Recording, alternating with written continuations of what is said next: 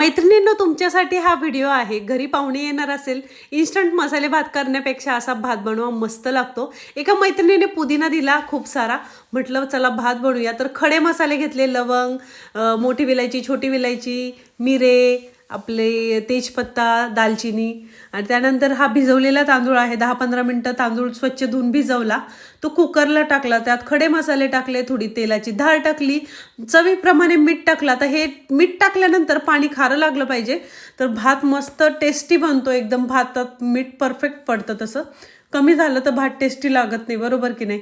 तर एक शिट्टी याची मीडियम फ्लेमवर करून घ्यायची आहे. एक शिट्टीमध्येच हा भात शिजतो, कारण भिजवलेला तांदूळ आहे. तर अशा पद्धतीने मोकळा सळसळीत भात शिजून घ्यायचा, आणि गरम भात असताना हलवू नका, नाही तर त्याचे दाणे तुटतील. एवढा लॉंग रेंज बासमती वापरलाय, तर त्याचे दाणेही तसेच लांब लांब दिसले पाहिजे, बरोबर की नाही. त्यानंतर पुदिन्याची पानं स्वच्छ धुवून घेतली, त्यात मस्तपैकी हिरवी मिरची, आलं, 2-3च लसणाच्या पाकळ्या टाकल्या, कारण माझा लसूणच्या पाकळ्या मोठ्या आहेत. तुमच्या छोट्या असेल तर जास्त टाका. त्यानंतर इथे मस्तपैकी पेस्ट बनवून घ्यायची आहे, अगदी बारीक. जेवढी बारीक बनवता येईल तुम्हाला तेवढी बनवा.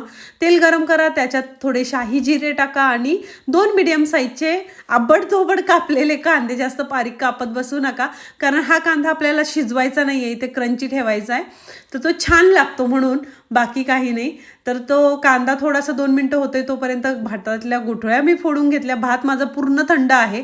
त्यानंतर थोडंसं मीठ टाकून फ्राय केलं कांद्याला, कारण कांद्याला एक मस्त टेस्ट येते, कांदा मीठ ॲब्झॉर्ब करून घेतो. त्यानंतर हे बघा, ही पेस्ट आत्ताच बनवली तर थोडी थोडी काळी दिसायला लागली.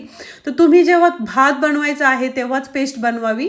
तर व्हिडिओ बनवताना थोडाफार वेळ लागतो, बरोबर आहे की नाही, कॅमेरा वगैरे सेट करायला.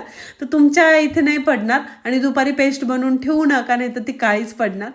त्यानंतर यात थोडं मीठ आणि हळद टाकून ही पेस्ट थोडी 2 मिनटं फ्राय केली, आणि यामध्ये आपला मस्त मोकळा सळसळीत असा बासमती तांदळाचा सुवासिक भात टाकलेला आहे.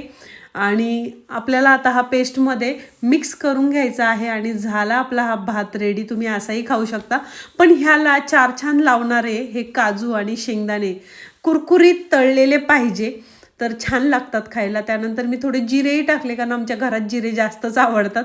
तर अशा पद्धतीने काजू आणि शेंगदाणे लालसर तेलात भाजून घेतले. ही फोडणी वरून टाकलेली आहे.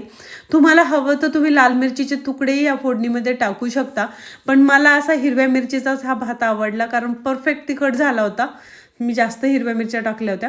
अशा पद्धतीने फोडणी मिक्स केली, आणि आपला हा पुदिना राईस तयार आहे. पाहुणे खुश होऊन जाणार.